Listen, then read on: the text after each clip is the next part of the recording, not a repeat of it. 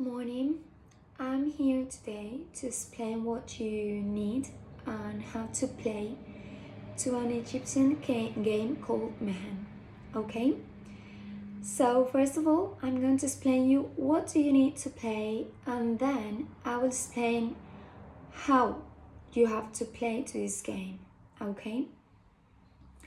So the first thing is that you need counters. Okay? You need counters for each player. If you are playing with 3 people, you will need 3 different counters for each player. I made this one in this shape for one player, and I made this other form like a pyramid, this other shape like a pyramid for the other player. So you will also need 2 lions, okay? Again, 1 for each player. I made the counters and lions, but you can draw them, you can print them, you can cut them from any magazine you have at home, whatever you want, okay? That's up to you. And we'll also need the dice, okay? So we need counters for each player, 1 lion for each player, and the dice. So, the aim of the game is to keep alive as much counters as possible, okay? So for example, if we start the game with 4 counters, we have to try to finish the game with 4 counters, okay? Because the person that has got more counters at the end of the game will win it, okay? So for example, if I have at the end of the game 4 counters and my mate has got just 2 counters, I will win the game with 4 counters, okay? So, how can you keep safe your counters? Okay, we'll start explaining everything and you will know how to get your counters safe. Okay, so I'm going to be the player of the shapes of the pyramid, okay? So, you have to throw the dice, okay? Throw the dice until you get a 6, okay? When you get a 6, you put one of your counters on the board, okay? So, I've got a 6, so I put my counter on the board. And the same, the other player. He or she has to keep throwing the dice until they get a 6 to add the counter to the board. So, once we have counters on the board, we start playing. So I've got a 3, I move it 3 places, okay? And my mate got a 1, so he or she moves it just 1 place, okay? And we continue all the board, okay, throwing the dice to get to number 15, okay? Once we get to number 15 with a counter, we have to come back, okay, to number 1. So we got to number 15, but then we have to go back to number 1, throwing the dice and moving to different places. So, when we will return to number 1, after having been to number 15, we will save 1 counter, okay?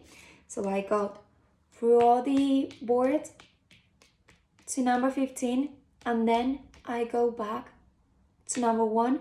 So, hooray, I saved 1 counter. Every time we get a 6 on the dice, okay? Every time we get a 6 on the dice, we can add 1 counter. So, I've got a 6, I add 1 counter.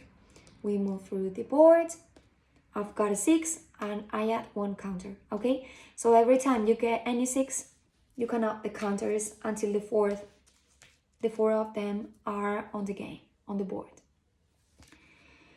And the important part is that when we have saved the first one, okay, when we have gone to number 15 and go back with one of it, with the first one, we save it, but also we include the lion on the game.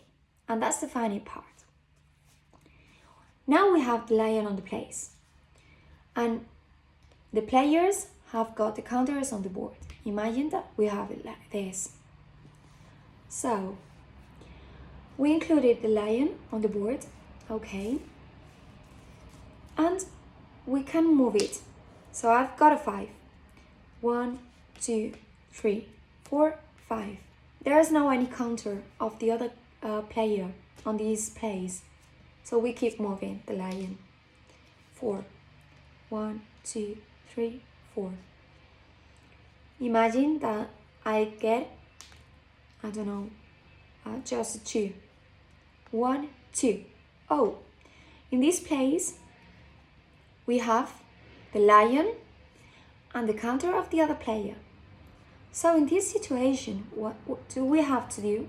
What we have to do is to eat the counter of the player. So, if we have the lion and the counter of the other player in the same place, the lion eats the counter, okay? So my lion ate the counter of the other player. So, the other player has lost 1 counter. Now, he or she only has got 2 counters, okay? So, we need to move the lion around the board and also our counters, okay? So the lion is another counter. You can move any counter you want to, okay? You don't have to move the lion first and then the other counter, no. You have 4 counters and your lion and you move it as you want, okay? So, when you have saved every counter, okay, when you have finished the game, you need to count the counters that you have saved, for example 3, and if you have more than the other player, you will gain. If you have less than the other player, you will lose the game, okay? And that's it. Maybe it's a little bit difficult. Imagine how it's played. I hope you understood everything, but if not, you can write me any email you want, or you can watch more videos wherever you can find them, and maybe they could explain them better than me. I don't have other players to play now to see it better, but I hope you could understand it. And that's it. If you have any question, please just write me an email. And I hope you enjoyed preparing your game. I hope you drew a different one. Mine is this. And the one thing that I forgot to tell you is that the game has to have the shape of the snake.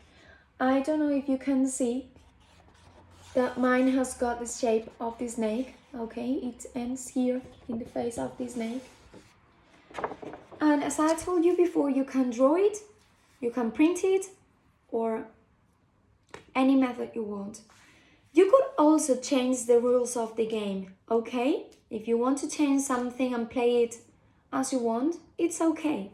I just want you to enjoy playing it and to watch this video to learn how Egyptians play to Mehen, okay? And that's all. I miss you a lot and I would like to be playing this at school, but we can't, so I hope you just enjoy it at home. And that's it. Best wishes and a big kiss for you. Goodbye.